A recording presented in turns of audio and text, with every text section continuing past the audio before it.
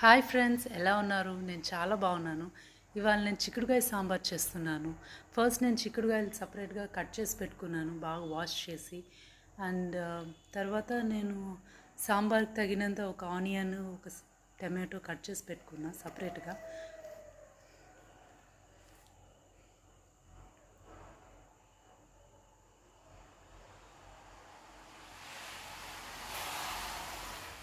తర్వాత నేను కుక్కర్లో 1.5 కప్ పప్పు తీసుకొని అందులోనే నేను ఒక చిన్న బౌల్లో చిక్కుడుకాయ, టమాటో, ఆనియన్ పెట్టి 2 విజిల్స్ వచ్చాక ఆఫ్ చేశాను అనమాట.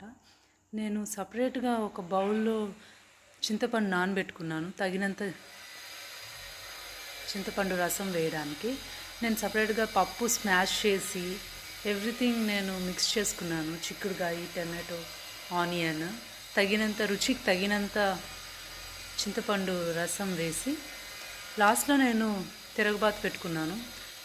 స్టవ్ ఆన్ చేసి ఆయిల్ వేసిన తర్వాత ఆవాలు, పచ్చెనగపప్పు,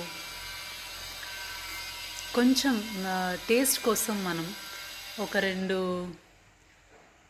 తెల్లగడ్డలు, ఎండుమిరపకాయలు, అండ్ కొంచెం డైజెషన్ కోసం కొంచెం మనము జీలకర్ర వేసి ఎవ్రీథింగ్ మనం రెడీ చేసి పెట్టుకున్న పప్పు, చిక్కుడుకాయ, ఆనియన్ తిరగబాతులో వేసిన తర్వాత సాంబార్ రెడీ అయిపోయింది.